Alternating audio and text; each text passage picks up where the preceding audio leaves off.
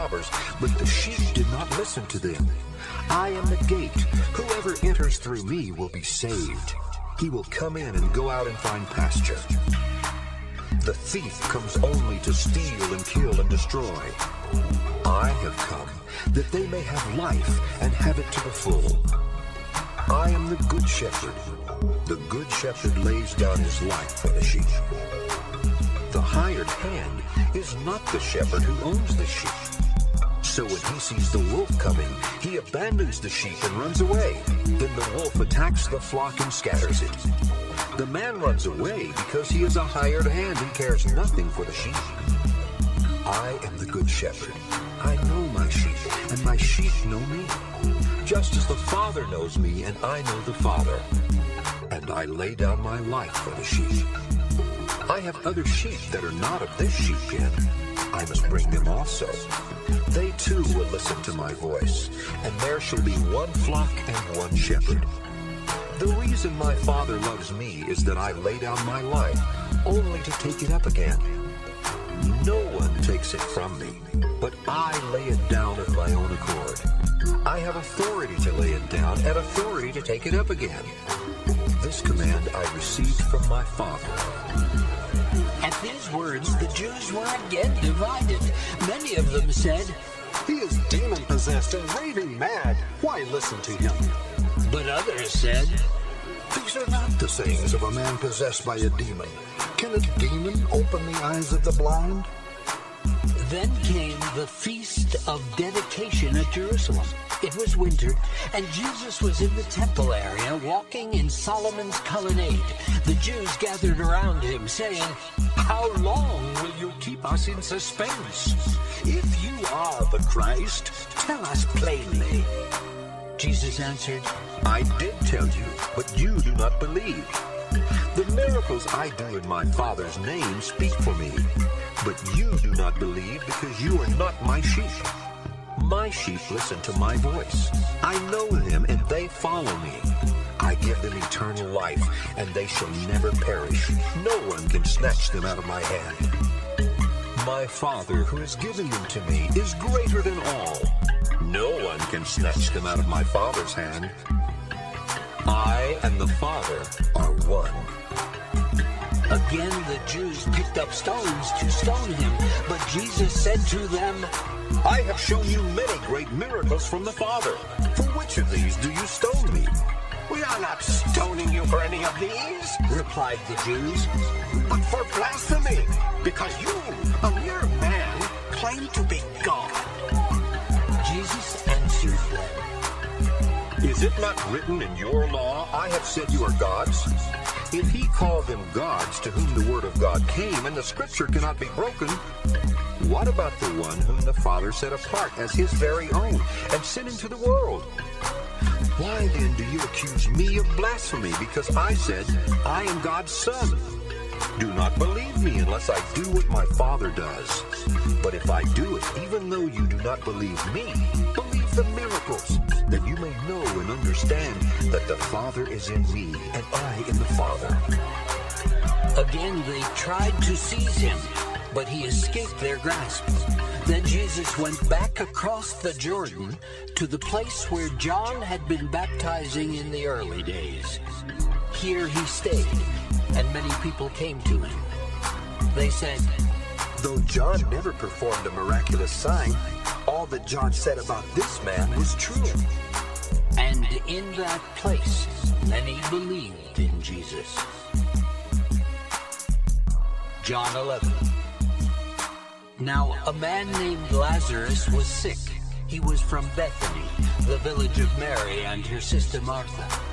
This Mary, whose brother Lazarus now lay sick, was the same one who poured perfume on the Lord and wiped his feet with her hair. So the sisters sent word to Jesus. Lord, the one you love is sick. When he heard this, Jesus said, This sickness will not end in death. No, it is for God's glory, so that God's Son may be glorified through it. Jesus loved Martha and her sister and Lazarus. Yet when he heard that Lazarus was sick, he stayed where he was 2 more days. Then he said to his disciples, Let us go back to Judea. But Rabbi, they said, a short while ago the Jews tried to stone you, and yet you're going back there? Jesus answered, Are there not 12 hours of daylight? A man who walks by day will not stumble, for he sees by this world's light. It is when he walks by night that he stumbles, for he has no light. After he had said this, he went on to tell them, Our friend Lazarus has fallen asleep, but I am going there to wake him up. His disciples replied, Lord, if he sleeps, he will get better. Jesus had been speaking of his death, but his disciples thought he meant natural sleep.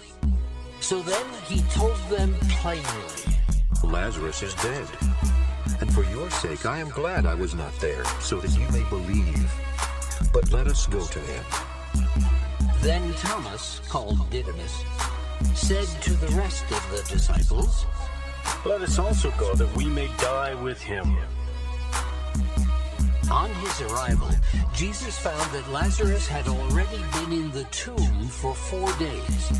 Bethany was less than 2 miles from Jerusalem, and many Jews had come to Martha and Mary to comfort them in the loss of their brother. When Martha heard that Jesus was coming, she went out to meet him, but Mary stayed at home. Lord, Martha said to Jesus, if you had been here, my brother would not have died.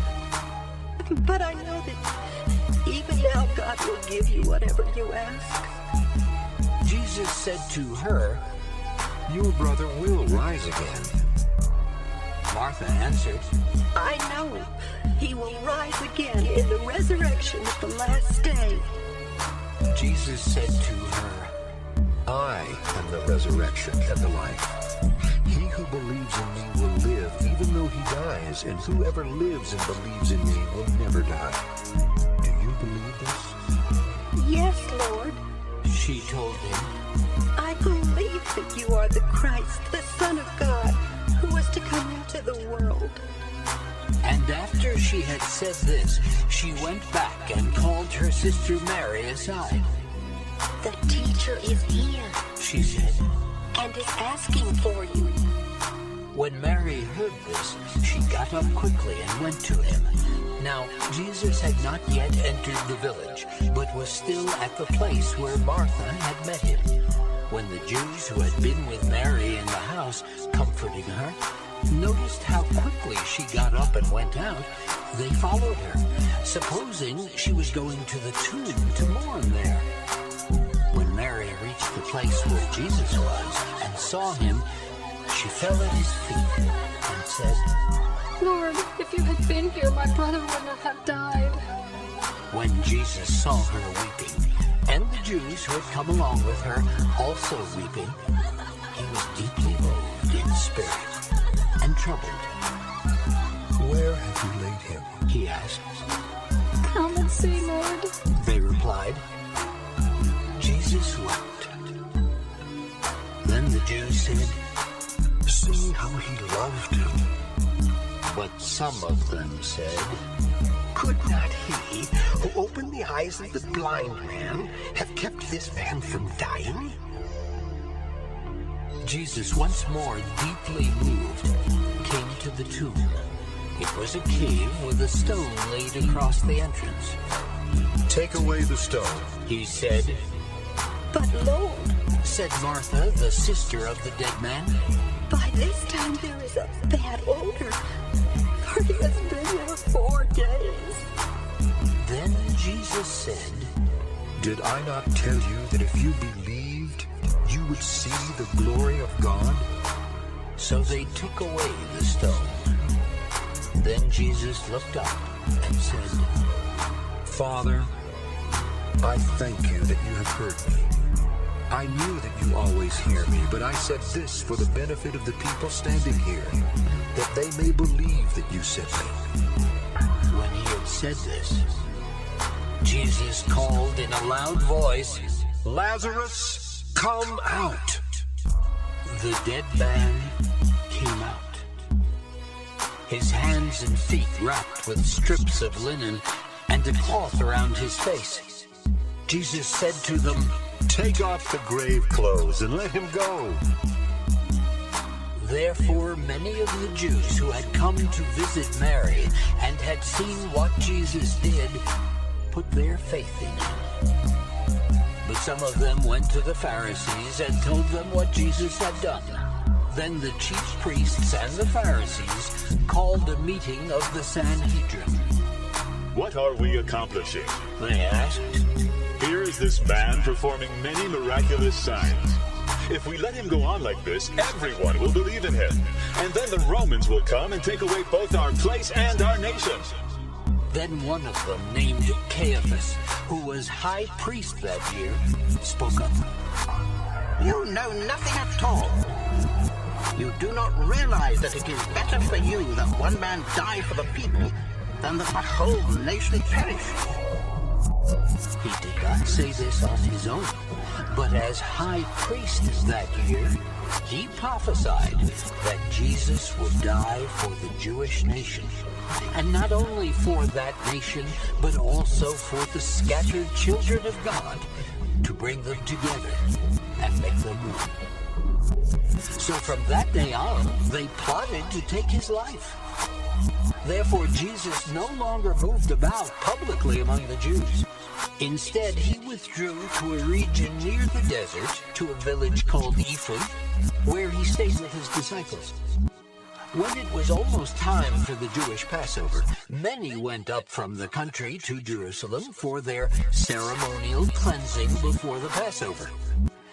They kept looking for Jesus, and as they stood in the temple area, they asked one another, "What do you think? Isn't he coming to the feast at all?"